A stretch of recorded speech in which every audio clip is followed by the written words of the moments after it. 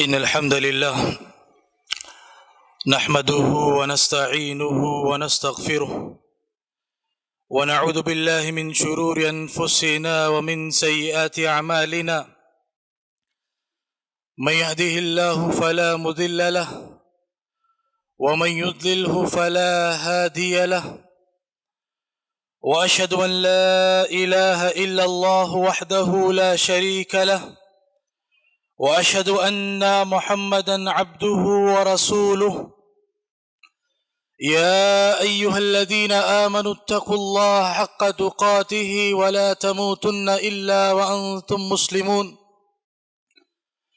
يا أيها الناس اتقوا ربكم الذي خلقكم من نفس واحدة وخلق منها زوجها وبث منهما رجالا كثيرا ونساء، واتقوا الله الذي تساءلون به والأرحام إن الله كان عليكم رقيبا.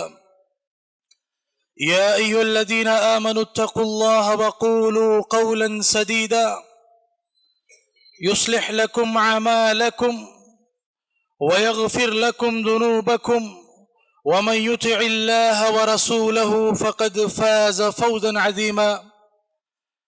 أما بعد، فإن خير الحديث كتاب الله، وخير الهدي هدي محمد صلى الله عليه وسلم، وشر الأمور محدثاتها، وكل محدثة بدعة، وكل بدعة ضلالة، وكل ضلالة في النار. أعوذ بالله من الشيطان الرجيم. بسم الله الرحمن الرحيم.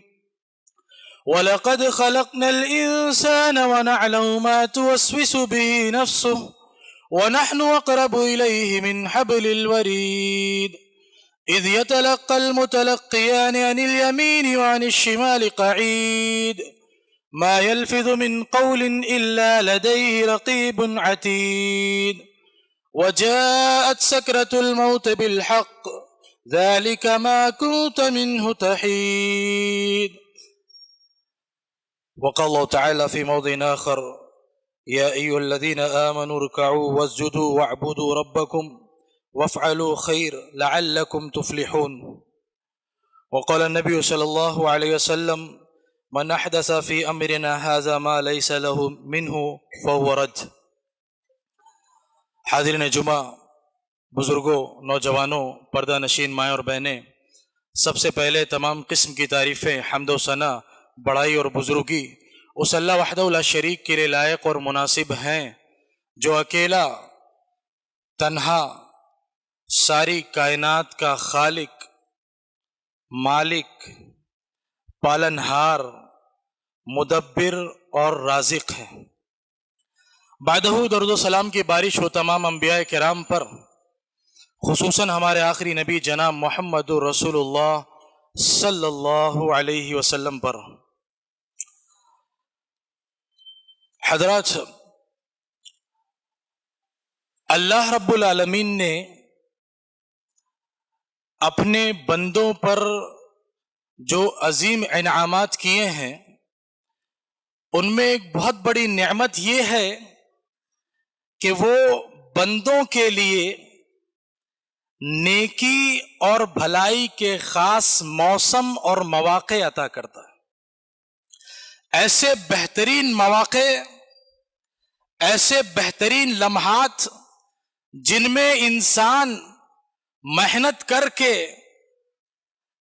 اپنے اعمال صالحہ میں اضافہ کر سکتا ہے، اور ایسے ایام، ایسے اوقات جن میں انسان محنت کر کے، عبادتیں کر کے، نمازیں پڑھ کے، ریاضتیں کر کے اللہ رب العالمین سے قریب ہو سکتا ہے۔ بے شمار نعمتیں اللہ رب العالمین نے ہمیں دی، اور انہی نعمتوں میں سے، انہی رحمتوں میں سے کچھ رحمتیں ہمارے اوپر سایہ فگن ہو چکی ہیں یا ہونے والی، انہی برکتوں میں سے کچھ برکتیں ہمارے اوپر وارد ہو چکی ہیں، اور ان نمایاں نعمتوں میں سے، رحمتوں میں سے، برکتوں میں سے ایک عظیم مہینہ شعبان کا مہینہ ہے. شعبان کا مہینہ ہے. شعبان عربی کا لفظ ہے اور اس کا نام اس لیے رکھا گیا، اس کے معنی ہے جدا جدا، الگ الگ. اہل عرب شعبان کے مہینے میں پانی کی تلاش میں ادھر ادھر منتقل ہو جاتے تھے، اس لیے اس مہینے کا نام شعبان پڑ گیا.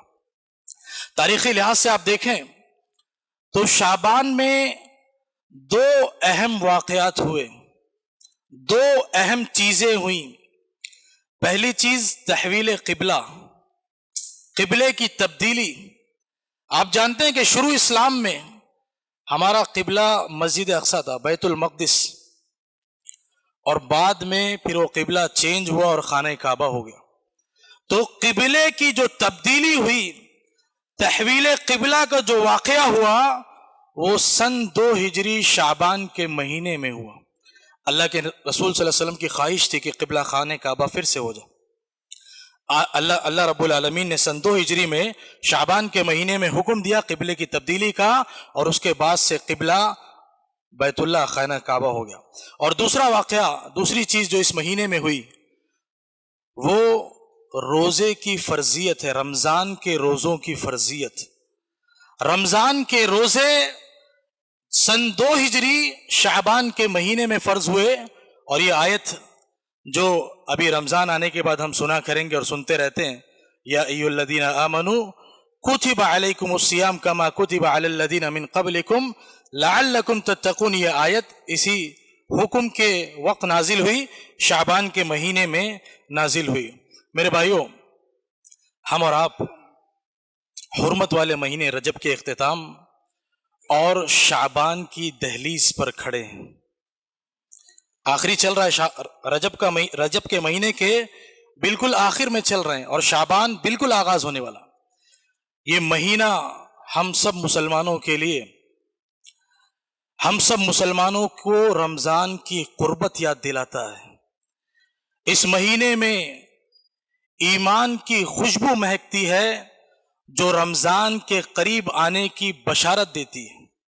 یہ وہ مہینہ ہے جس کا مومن انتظار کرتا ہے.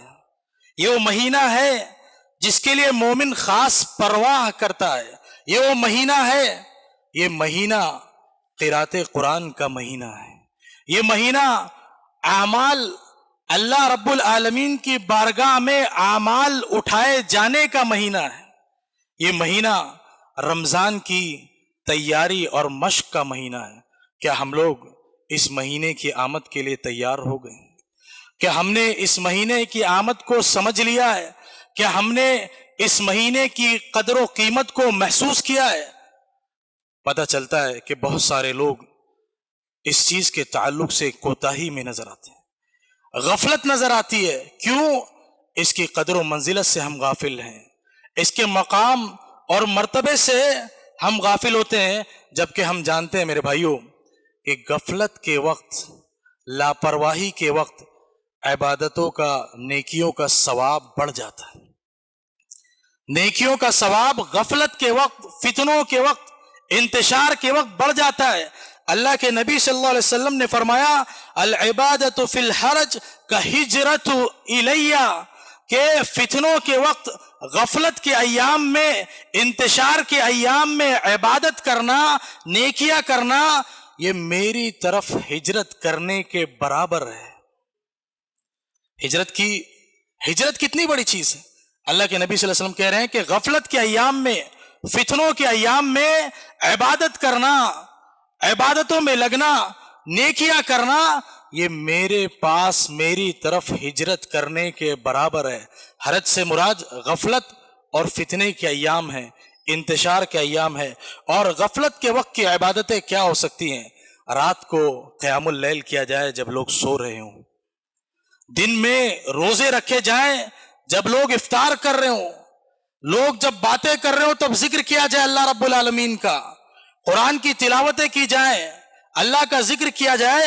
یہ سب غفلت کی باتیں. آپ دیکھیے کہ اللہ کے رسول صلی اللہ علیہ وسلم نے اتنی بڑی بات کیوں کہی کہ غفلت کے ایام میں، فتنوں کے ایام میں عبادت کرنا یہ ہجرت کے برابر. کیوں؟ آدمی غفلت کا شکار ہوتا ہے، آدمی لاپرواہی میں رہتا ہے، لوگ لاپرواہی میں رہتے ہیں، اکثریت لاپرواہی میں رہتی ہے، اکثریت فتنے فساد میں پڑی رہتی ہے۔ ابھی آپ دیکھیے کہ سردی کا موسم چل رہا ہے، خوب سردی ہے، صبح کے وقت خاص کر فجر اور اس سے پہلے کا جو نیند کا مزہ ہے وہ الگ۔ اب دنیا سو رہی ہے، ایک آدمی سردی میں اپنے گرم بستر کو چھوڑ کر اٹھ رہا ہے، تہجد کا اہتمام کر رہا ہے اور جا کر نمازیں پڑھ رہا ہے، نماز کے بعد اذکار کر رہا ہے، تو وہ آدمی ساری دنیا غافل ہے، ساری دنیا خواب خرگوش میں مست ہے، ساری دنیا فتنے میں پڑی ہوئی ہے، نمازیں چھوڑ کر فتنے میں پڑی ہوئی ہے، اور وہ آدمی اٹھ کر تہجد پڑھ رہا ہے، نماز پڑھ رہا ہے، اس کو عبادت میں بھی مزہ آئے گا اور اللہ رب العالمین اس کے ثواب میں بھی اضافہ کرے گا۔ تو یہ غفلت کی بات انشاءاللہ آگے بھی آئے گی۔ اسامہ بن زید صحابی رسول رضی اللہ عنہما، وہ حدیث کے راوی ہیں، کہتے ہیں کہ میں نے اللہ کے رسول صلی اللہ علیہ وسلم سے دریافت کیا کہ اللہ کے رسول صلی اللہ علیہ وسلم، میں نے آپ کو اس مہینے میں یعنی شعبان میں جس قدر روزہ رکھتے ہوئے دیکھا ہے کسی اور مہینے میں نہیں دیکھا، یعنی آپ جتنا شعبان کے مہینے میں روزہ رکھتے ہیں رمضان کے علاوہ کسی مہینے میں اتنا روزہ نہیں رکھتے۔ اس کی وجہ کیا ہے؟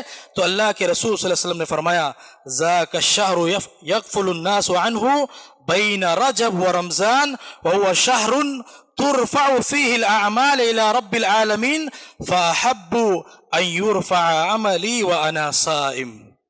اللہ کے رسول صلی اللہ علیہ وسلم نے جواب دیا کہ یہ ایسا مہینہ ہے کہ لوگ رجب اور رمضان کے درمیان شعبان میں غفلت کا شکار ہو جاتے ہیں، غافل ہو جاتے ہیں، کیونکہ رجب حرمت کا مہینہ ہے اور رمضان بہت زیادہ مبارکتوں اور برکتوں کا مہینہ ہے، اس لیے شعبان بیچ میں پڑتا ہے، اس لیے لوگ اس مہینے میں غافل ہو جاتے ہیں۔ اور وَهُوَ شَهْرٌ تُرْفَعُ فِيهِ الْأَعْمَالِ، اور یہ شعبان کا مہینہ ایسا مہینہ ہے کہ اس مہینے میں اعمال کو اللہ رب العالمین کے ہاں پیش کیا جاتا ہے، اللہ کی بارگاہ میں پیش کیا جاتا ہے۔ فَأَحَبُّ أَن يُرْفَعَ عَمَلِي وَأَنَا صَائِمٌ، تو میں اس بات کو پسند کرتا ہوں کہ جب میرے اعمال اللہ کے ہاں پیش کیے جائیں تو میں روزے کی حالت میں ہوں، روزے دار کی حیثیت سے۔ اللہ کے رسول صلی اللہ علیہ وسلم نے شعبان کے مہینے کی جو فضیلت کی وجہ بتائی وہ دو وجہ بتائی۔ پہلی وجہ یہ بتائی کہ چونکہ یہ مہینہ رجب اور رمضان کے درمیان میں ہے، اس لیے لوگ اس مہینے میں غفلت کا شکار ہو جاتے ہیں۔ لوگ یہ سوچتے ہیں نا کہ رمضان میں عبادتیں کریں گے، رمضان میں نیکیاں کریں گے، اور ادھر شعبان میں غفلت کا شکار ہو جاتے ہیں۔ تو پہلی وجہ یہ ہے، اور دوسری وجہ جو اللہ کے رسول صلی اللہ علیہ وسلم نے بیان کی وہ یہ کہ ترفع فیہ الاعمال، اس مہینے میں اعمال کو اللہ رب العالمین کے ہاں پیش کیا جاتا ہے، اس لیے میں اس بات کو پسند کرتا ہوں۔ اور کوئی بھی آدمی اگر جس کو معلوم اور جو عقل رکھتا ہو وہ یہی سوچے گا کہ میرے اعمال دنیاوی لحاظ سے بھی آپ دیکھیں کہ کہیں پر آپ کا اخلاق اور کردار نوٹ کیا جا رہا ہے، یا ایگزام سے پہلے ٹیچروں سے لوگ تعلقات اچھے بنانے لگتے ہیں کہ اب ایگزام آ رہا ہے، ایگزام قریب ہے، ٹیچروں سے اچھے تعلقات ہوں گے، اچھی بات چیت ہوگی، اخلاق اچھا ہوگا تو کچھ رعایت مل جائے گی۔ تو ہر عقل مند آدمی یہی سوچے گا کہ جب میرے اعمال اللہ کے یہاں جائیں تو اچھے حالت میں جائیں، میں برائی کرتے ہوئے برائی میں میرے اعمال نہ پہنچے، گناہوں میں نہ پہنچے، معصیتوں میں نہ پہنچے۔ ہر آدمی سوچے گا کہ نیکی کے حالت میں میرے اعمال پہنچے، اور اللہ کے نبی صلی اللہ علیہ وسلم بہترین نیکیاں کرتے تھے، اسی کا ایک عمل، اسی کا جز یہ روزہ ہے۔ تو اللہ کے رسول صلی اللہ علیہ وسلم اس لیے چاہتے تھے کہ روزے کی حالت میں میرے اعمال اللہ رب العالمین کے ہاں پیش کیا جائے۔ میرے بھائیوں، اعمال جو ہے اللہ کے ہاں صرف سال میں نہیں پیش ہوتے، ہفتہ واری بھی اعمال اللہ کے ہاں پیش کیے جاتے ہیں، ہفتے میں بھی اور دنوں میں بھی۔ پیر اور جمعرات کو اعمال پیش ہوتے ہیں، اسی لیے اللہ کے رسول صلی اللہ علیہ وسلم آپ دیکھیں کہ آپ صلی اللہ علیہ وسلم کی سنت تھی کہ آپ ان دونوں دنوں کو روزہ رکھتے تھے، اور ہر دن ہر رات میں بھی اعمال، دن رات کے اعمال دن میں، دن کے اعمال رات میں پیش کیے جاتے ہیں۔ تو روزہ رکھنے کی ترغیب اللہ کے رسول صلی اللہ علیہ وسلم نے پیر اور جمعرات کو دی، اسی طرح سالانہ یہ اعمال پیش کیے جاتے ہیں، اور اسی کے مناسبت سے شعبان کے مہینے میں روزہ رکھنا مستحب ہے۔ اور آپ دیکھیں کہ اللہ کے نبی صلی اللہ علیہ وسلم کثرت سے شعبان کے مہینے میں، رمضان تو پورا مہینہ روزہ فرض ہے اور آدمی کو رکھنا ہے، لیکن شعبان کا روزہ نفلی ہے، اور اللہ کے رسول صلی اللہ علیہ وسلم کثرت سے شعبان کے مہینے میں روزہ رکھتے تھے۔ عائشہ رضی اللہ عنہ فرماتی ہیں ما رأیت اکثر صیاما منہ فی شعبان، کہ میں نے اللہ کے رسول صلی اللہ علیہ وسلم کو شعبان سے زیادہ کسی مہینے میں روزہ رکھتے ہوئے نہیں دیکھا۔ تو یہ مستحب ہے، ہمیں اور آپ کو بھی چاہیے کہ زیادہ سے زیادہ ہم کوشش کریں کہ شعبان کے مہینے میں روزے رکھیں، کیونکہ اگلا مہینہ پورا روزے کا ہے، تو ابھی سے تیاری اس کی کریں، ابھی سے پریکٹس اس کی کریں، ابھی سے مشق اس کی کریں۔ میرے بھائیوں، ہم دنیا میں دیکھتے ہیں جو کھلاڑی ہوتے ہیں، جو پلیئرز ہوتے ہیں، وہ اپنے مقابلے سے پہلے پریکٹس کرتے ہیں، وہ تیاری کرتے ہیں، وہ اپنی فٹنس کا خیال رکھتے ہیں تاکہ مقابلے میں جانے سے پہلے ان کو کوئی چوٹ نہ پہنچ جائے، تاکہ مقابلے میں جانے سے پہلے وہ تیار ہو جائے۔ آپ دیکھیں دنیا میں جتنے بڑے کھلاڑی ہیں وہ اتنا زیادہ تیاری کرتے ہیں، اتنا زیادہ اہتمام کرتے ہیں، تو اسی طرح مومن بھی ہے، جب وہ نیکیوں کی طرف سبقت کرنے کی کوشش کرتا ہے اور اس کو جب معلوم ہوتا ہے کہ نیکیوں کا موسم بہار آنے والا ہے، تو مومن بھی تیاری کرتا ہے، مومن بھی مشق کرتا ہے، مومن بھی پریکٹس کرتا ہے، وہ روزے رکھتا ہے، وہ تلاوت کرتا ہے، وہ رات کا قیام کرتا ہے، وہ مشق کرتا ہے، رمضان کی تیاری کرتا ہے، تاکہ رمضان کا مہینہ جب آئے تو وہ سستی کا شکار نہ ہو، وہ کسی پریشانی کا شکار نہ ہو۔ آدمی جب پہلے سے تیار رہے گا رمضان کے لیے، روزوں کے لیے، تو رمضان میں اس کو روزے رکھنا، تلاوت کرنا، عبادت کرنا، نماز پڑھنا، قیام اللیل کرنا، اس میں مشکل نہیں ہوگی۔ آدمی جب پہلے سے پریکٹس کرے گا، کسی چیز کے لیے پہلے سے تیاری کرے گا، تو اس کو اتنی مشکل نہیں ہوتی۔ ہمارے اوپر جب اچانک سے کوئی مصیبت آتی ہے تو ہم زیادہ پریشان ہو جاتے ہیں، اچانک سے کوئی آزمائش آتی ہے تو زیادہ پریشان، اور کسی چیز کے تعلق سے ہم پہلے سے تیار رہتے ہیں کہ ہو سکتا ہے کبھی میری نوکری چھوٹ جائے، ہو سکتا ہے کبھی میرے سامنے کوئی مسئلہ آ جائے، آدمی کچھ چیزوں کے تعلق سے پہلے سے تھوڑا سا متنبع ہو جاتا ہے، تو آدمی اتنا نہیں گھبراتا جتنا اچانک آنے والی مصیبت سے گھبرا جاتا ہے۔ اسی طرح موت کا ہی معاملہ ہے، کوئی آدمی بیمار ہوتا ہے، بیماری کے بعد اس کو موت آتی ہے تو انسان اتنا تکلیف میں مبتلا نہیں ہوتا جتنا ایک آدمی کو اچانک سے موت آ جاتی ہے تو آدمی پریشان ہو جاتا۔ تو رمضان آنے سے پہلے رمضان کی تیاری مومن کو کرنا ہے۔ میرے بھائیوں، ہمارا مسئلہ یہ ہے کہ ہم رمضان آنے کے بعد تیاری شروع کرتے ہیں، ہم رمضان آنے تک غافل رہتے ہیں، رجب آیا، شعبان آیا، ختم ہو گیا، رمضان آ گیا، ابھی ہم نے عبادت نہیں شروع کی۔ پھر جب رمضان آتا ہے تو ہم عبادت شروع کرتے ہیں، کہاں سے؟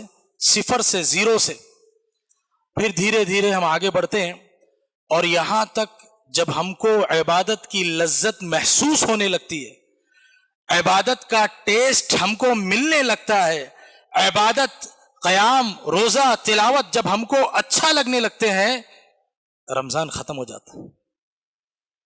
ہم اتنا لیٹ ہو جاتے ہیں، اتنا تاخیر سے شروع کرتے ہیں رمضان کی تیاری، کہ جب تک کہ عبادت کا مزہ ہم کو ملے گا، جب تک کہ رمضان ختم ہو جائے گا، اور پھر ہم افسوس اور ندامت کرنے لگتے ہیں اور انتظار کرتے ہیں کہ چلو اس سال نہیں، اگلے سال کا انتظار کرتے ہیں، اگلا سال رمضان آئے گا تو پھر تیاری کریں گے، اور اگلا سال بھی آتا ہے اور یوں ہی وقت گزرتے جاتا ہے۔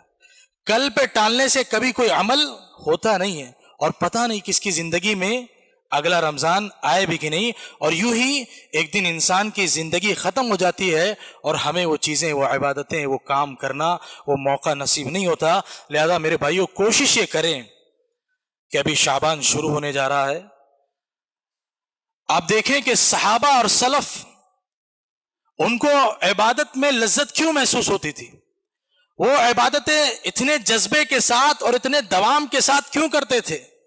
ان کو عبادتوں کا ذائقہ کیوں ملتا تھا؟ کیونکہ وہ پہلے سے عبادتوں کی تیاری کرتے تھے۔ صحابہ اور سلف کے تعلق سے آتا ہے کہ 6 مہینہ پہلے سے رمضان کی تیاری میں لگ جاتے تھے۔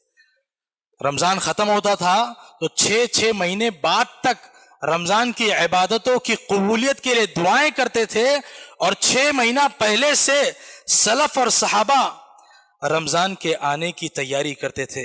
میرے بھائیوں، شعبان یہ سستی کا مہینہ نہیں ہے، یہ کمزوری کا مہینہ نہیں ہے، یہ رمضان کی تیاری، رمضان کی مشق اور رمضان کے پریکٹس کا مہینہ ہے۔ اور مومن وہی ہوتا ہے جو رمضان آنے سے پہلے بیدار ہو جائے، مومن وہی ہوتا ہے جو رمضان آنے سے پہلے تیاری کر لے۔ مومن وہ نہیں ہے جو رمضان شروع ہونے کے بعد رمضان کی تیاری کرے، مومن وہ ہوتا ہے جو رمضان آنے سے پہلے رمضان کی تیاری کرے۔ اور حقیقت میں اگر ہم آنے والے رمضان کو کامیاب بنانا چاہتے ہیں، اگر رمضان کو دوسرے رمضان سے مختلف کرنا چاہتے ہیں، رمضان کی عبادتیں کر کے اپنی بخشش، اپنی مغفرت کروا کے رمضان کو ختم کرنا چاہتے ہیں، تو ہمیں ابھی سے آغاز کرنا ہوگا، ہمیں ابھی سے شروع کرنا ہوگا۔ صحابہ اور سلف شعبان آتے ہی رمضان کی عبادتیں شروع کر دیتے تھے۔ صحابہ کے تعلق سے، سلف کے تعلق سے آتا ہے کہ جب شعبان شروع ہوتا روزے رکھنے شروع کر دیتے، جب شعبان شروع ہوتا قرآن کی تلاوت شروع کر دیتے، جب شعبان شروع ہوتا اللہ رب العالمین کا ذکر شروع کر دیتے۔ حسن بصری رحمہ اللہ کے تعلق سے آتا ہے کہ جب شعبان کا مہینہ داخل ہو جاتا تو وہ بالکل بدل جاتے، اپنے آپ کو بالکل بدل لیتے، وہ خوب روتے تھے، خوب اللہ رب العالمین سے ڈرتے تھے، اور فرماتے تھے کہ مومن نیکی اور خوف کو جمع کرتا تھا، جمع کرتا ہے۔ مومن کا کام کیا ہوتا ہے؟ مومن نیکیوں کو جمع کرے اور اللہ کا خوف، اللہ کا ڈر اپنے دل میں پیدا کرے۔ اسی طرح ابو بکر بلخی رحمہ اللہ فرماتے ہیں کہ رجب کا مہینہ یہ بیج بونے کا مہینہ ہے، اور شعبان کا مہینہ یہ پانی دینے کا مہینہ ہے، اور رمضان یہ فصل کاٹنے کا مہینہ ہے۔ تو اگر رمضان کی تیاری کرنا ہے تو ابھی سے ہمیں وہ بیج بونا ہے، وہ پانی دینا ہے۔ جب ہم ابھی سے تیار ہوں گے تو جب رمضان آئے گا، رمضان کی مبارک ساعتیں آئیں گی، رمضان کی مبارک گھڑیاں آئیں گی، تو ہم اس سے فائدہ اٹھا پائیں گے۔ اگر ہم ابھی سے تیاری نہیں کریں گے تو رمضان آنے کے بعد بھی ہم اس سے فائدہ نہیں اٹھا پائیں گے۔ میرے بھائیو، اس لیے ضرورت ہے کہ رمضان شروع ہونے سے پہلے ہم اپنے دل کو صاف کر لیں، اپنے دل کو پاک کر لیں، کینے سے، بغض سے، حسد سے، بیماریوں سے اپنے آپ کو توبہ کر کے گناہوں سے پاک کر لیں، اپنے آپ کو اللہ رب العالمین سے قریب کر لیں اور اپنے آپ کو سدھار لیں۔ شعبان کے مہینے میں کام سے فارغ ہو جائیں، کام کو ختم کر لیں، تاکہ ہمارا دل رمضان آنے سے پہلے رمضان کے لیے تیار ہو جائے۔ عبادتوں کی مشق کریں، روزوں کی مشق کریں۔ نہیں رکھ پاتے آپ پورے 15 روزہ، نہیں رکھ پاتے آپ شعبان کے روزے، آپ پیر اور جمعرات کے روزے رکھنے کی کوشش کریے، آپ ایام 20 کے روزے رکھنے کی کوشش کریے، اور قرآن پڑھنے کی کوشش کریے، قرآن کی مشق کریے۔ صحابہ بیان کرتے ہیں کہ جب رمضان آتا تھا تو مسلمان قرآن کی قرأت قرآن کی طرف بالکل جھک جاتے تھے اور زکوٰۃ دینے لگتے تھے شعبان سے، تاکہ جو غریب لوگ ہیں ان کو مدد پہلے پہنچ جائے اور رمضان میں ان کے پاس چیزیں میسر رہیں۔ تو جو لوگ قرآن پڑھنا نہیں جانتے، قرآن پڑھنے میں کچے ہیں، صحیح سے نہیں پڑھ پاتے، تو بہانے چھوڑ دیں۔ ابھی مہینہ 35 دن ہے اور آج ٹیکنالوجی موجود ہے، کہیں نہیں جانا ہے، بے شمار ایپ موجود ہیں، بے شمار ویب سائٹ موجود ہیں، بے شمار قاری حضرات موجود ہیں جو آپ کو گھر بیٹھے قرآن سکھانے کے لیے تیار ہیں۔ آپ ابھی سے تیاری کریے، آپ ابھی سے قرآن کی تیاری کریے، ابھی سے قرآن پڑھنے کی تیاری کریے۔ اور جو لوگ نمازوں سے غافل ہیں، نمازوں کی تیاری کریے، نمازوں کی پابندی کریے، فجر کی پابندی کریے، ابھی سے تیاری کریے، ورنہ دیکھنے میں آتا ہے کہ جو لوگ رمضان سے پہلے بھی فجر چھوڑتے ہیں وہ رمضان میں بھی فجر چھوڑتے ہیں۔ کیا کرتے ہیں؟ سحری کیے، گھر پہ نماز پڑھے اور سو گئے، قضا کر لیے، کچھ کر لیے۔ تو ابھی سے تیاری کریے، ابھی سے مشق کریے، یہ بہت آگے بہت اہم مہینہ آنے والا ہے۔ ایک تابعی ہے عمرو بن قیس، وہ کہتے ہیں کہ جب شعبان آتا تھا تو وہ اپنی دکان بند کر کے قرآن پڑھنے میں لگ جاتے۔ تو قرآن پڑھنا ہے، صرف قرآن کی تلاوت نہیں کرنی ہے، قرآن کو سمجھنا بھی ہے، اللہ نے قرآن نازل کیوں کیا ہے، قرآن کی تفسیر کو سمجھنا ہے، قرآن کے ترجمے کو سمجھنا ہے، اور رب کا کیا پیغام ہے اس کو سمجھنا ہے۔ اور شیخ شادی رحمہ اللہ فرماتے ہیں کہ صرف رمضان پانے کی دعا نہیں کرنا ہے، صرف آج کل اسٹیٹسوں پہ لگ رہا ہے نا اللہ تعالیٰ ہمیں رمضان تک پہنچا دے، رمضان تک کئی دنوں سے اسٹیٹس چل رہا ہے، صرف رمضان پانے کی دعا نہیں کرنا ہے، بلکہ رمضان میں برکت کی دعا کرنی ہے، رمضان مل جانا صرف مبارک بات کی بات نہیں ہے، رمضان پانے کے بعد اس میں عمل کرنا اور اس کے حق کو ادا کرنا یہ اہم ہے۔ اسی طرح میرے بھائیو، رمضان کی تیاری میں سے ایک تیاری یہ ہے کہ رمضان کے مسائل کے بارے میں ہم معلومات حاصل کریں، روزے کے مسائل کے بارے میں معلومات حاصل کریں، سنتوں کے تعلق سے معلومات حاصل کریں، کن چیزوں سے روزہ ٹوٹتا ہے، کن چیزوں سے نہیں ٹوٹتا،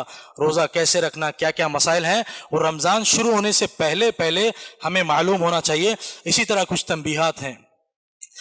روزے کی قضا کرنی ہے۔ پچھلے سال رمضان میں جن لوگوں کے روزے چھوٹ گئے اور اب شعبان آ گیا، شعبان تک اگر آپ کے روزے چھوٹے ہوئے ہیں ان کی قضا کر لیں۔ جان بوجھ کر بغیر عذر کے روزے قضا کرنا یہ جائز نہیں۔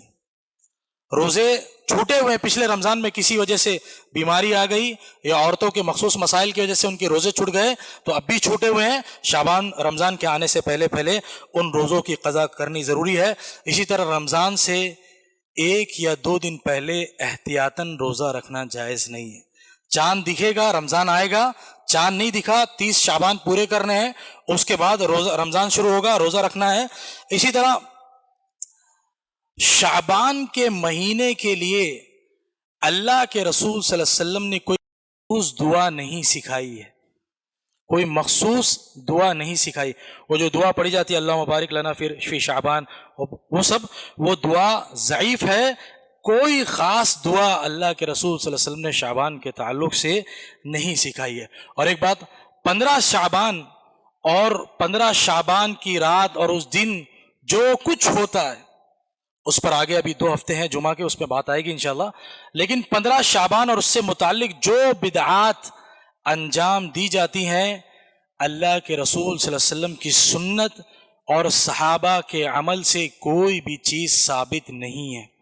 اس لیے جو اعمال اللہ کے رسول سے ثابت ہیں ان کو کریں، روزے رکھنا ثابت ہیں ان کو کریں، قرآن کی تلاوتیں کریں، نیکیاں کریں، ذکر کریں، باقی کار خیر کریں، سنتوں پر عمل کریں۔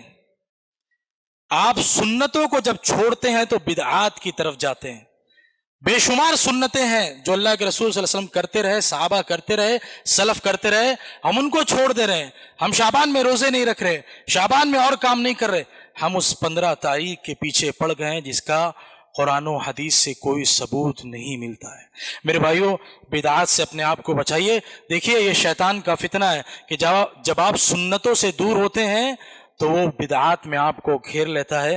میرے بھائیوں، بہت اہم مہینہ آگے آنے والا ہے، اس کے لیے تیاری کریں۔ اللہ رب العالمین فرماتا ہے وَالَّذِي جَاهِدُوا فِينَا لَنَهْدِيَنَّهُمْ سُبُلَنَا، کہ جو ہمارے لیے کوشش کرتا ہے، ہمارے دین کے لیے کوشش کرتا ہے، اللہ رب العالمین اس کو صحیح راستہ دکھاتا ہے۔ اللہ رب العالمین سے دعا ہے کہ اللہ تو ہمیں کہنے اور سننے سے زیادہ عمل کرنے کی توفیق عطا فرما۔ اے اللہ، یہ مہینہ جو شعبان کا مہینہ آ رہا ہے اس کو رمضان کی تیاری کرنے کا مہینہ بنا اور ہمیں سنتوں پر عمل کرنے والا بنا، تمام قسم کی بدعات اور خرافات سے اے اللہ تو ہم کو محفوظ رکھ۔ آمین۔ وآخر دعوانا الحمد للہ رب العالمین۔